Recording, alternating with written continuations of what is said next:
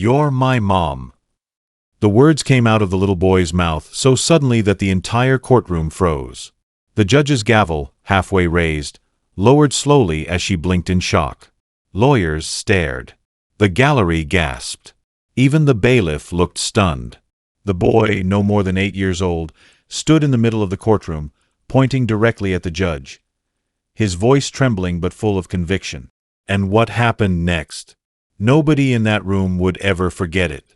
The story started months earlier with a custody case.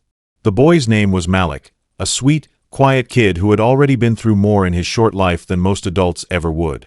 His parents were out of the picture. His father was never around, and his mother had lost custody years ago due to personal struggles. For most of Malik's life, he bounced between foster homes, never staying long enough to feel safe. He had learned not to unpack his bag fully, not to get attached, not to believe when adults promised they would be there forever. Now, the state was deciding what would happen to him next. Would he go to yet another foster placement? Would someone finally step forward to adopt him? Or would the cycle just keep repeating? The case landed in Judge Rebecca Carter's courtroom. She was known for being tough but fair, a woman with a reputation for protecting kids. But she also kept her emotions in check. Judges had to. What no one realized was that this case would shake her like no other. The hearing began like any other. Social workers presented their reports. Malik's foster parents at the time explained that while they cared for him, they didn't feel equipped to adopt.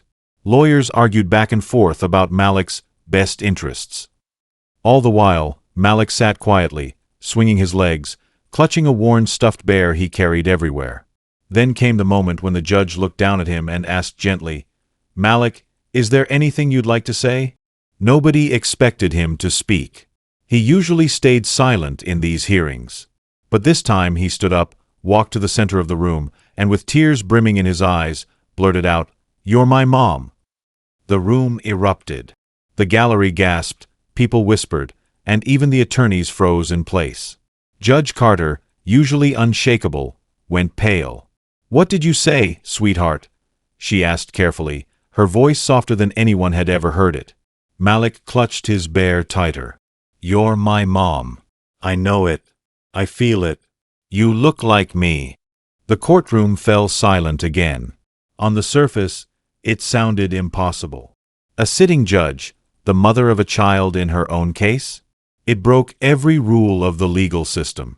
But the way Malik said it, so certain, so desperate, sent chills down everyone's spine. Judge Carter took a deep breath. "Malik, I think there's been a misunderstanding," she began. But then the truth started to unravel. What nobody knew was that Judge Carter had a painful past of her own.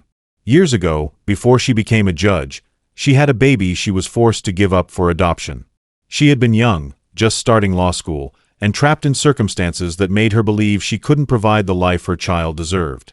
It was the hardest decision of her life, and one she carried in silence for decades. She never spoke about it. Not to her colleagues, not to her friends, not even to most of her family. She buried it under years of work, success, and a flawless reputation. But when Malik stood there, looking at her with those big brown eyes, eyes that mirrored her own, something inside her cracked open. Could it be? Could this child somehow be connected to the child she had lost all those years ago? The courtroom had to be cleared after the outburst.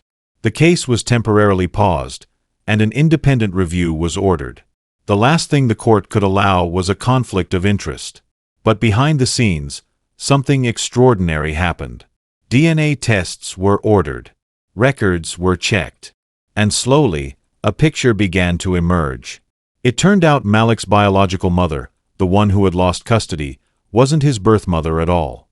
She had been his adoptive mother, struggling with her own demons after taking Malik in as a baby. The adoption records, buried under years of paperwork, revealed something stunning. Malik's birth mother was listed as none other than Rebecca Carter. Yes. The judge. When the results came back, Judge Carter, who had stepped aside from the case to avoid bias, sat across from Malik in a private room. Her hands trembled as she reached for his. "Malik," she whispered, tears streaming down her face. "You were right. I am your mom. I never stopped thinking about you. I never stopped loving you." Malik's small face lit up, his tears mixing with hers. "I knew it," he said softly. "I could feel it." The embrace that followed wasn't just a hug. It was years of loss, pain, and searching finally melting away into something whole again. Legally, the situation was complicated. Judges don't get to just adopt children from their own courtroom cases. But once the conflict was cleared and an outside judge reviewed everything, the truth couldn't be ignored. Malik was the biological son of Rebecca Carter. And after years of separation, mother and child were finally reunited. The adoption was approved, this time in reverse. Malik was going home, not to another foster placement, but to the mother he had always belonged to. So, what's the takeaway here? It's simple. Love has a way of finding its way back. Life doesn't always unfold the way we expect. Circumstances, mistakes, hardships, sometimes they tear people apart in ways that feel permanent. Parents lose children, children lose parents, and the world convinces us that certain bonds are gone forever. But the truth is, some connections are unbreakable. They might bend under the weight of time and distance, but they don't snap. Bonds that are real, especially between a parent and a child, don't vanish. They wait patiently, quietly, until the day they can surface again. That's what makes Malik's story so powerful. He didn't have the records. He didn't have the DNA results. He didn't have the paperwork or the proof. What he had was something deeper, a feeling in his heart, an unshakable certainty that the woman sitting high above him in that courtroom wasn't just another authority figure. She wasn't just a judge in a black robe. She was his mother. And against all odds, he was right. This story reminds us of something beautiful. The truth always has a way of coming out, no matter how deeply it's been buried. Love has a way of bridging the gap, even when years, systems, and silence try to keep it apart.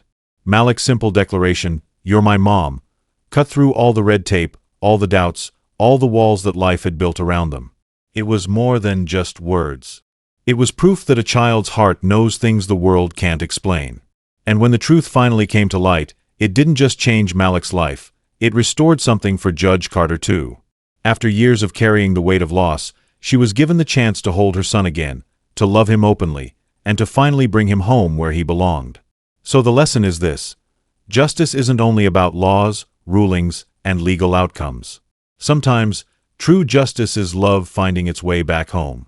Because when Malik stood in that courtroom and declared, "You're my mom," it wasn't just a child speaking, it was love breaking through years of silence. It was hope refusing to die, even when the odds seemed impossible. And if a little boy's faith can bridge the gap between loss and reunion, then maybe we can all believe that no matter how far love drifts, it can always, always find its way back. Love doesn't keep track of years. Love doesn't get erased by paperwork. Love doesn't forget. It waits, quietly, until the moment it's needed most. And when that moment comes, it changes everything. Because in the end, the greatest verdict life can hand down isn't written on paper. It's written in the bonds that survive time, distance, and circumstance. And Malik's story is living proof of that.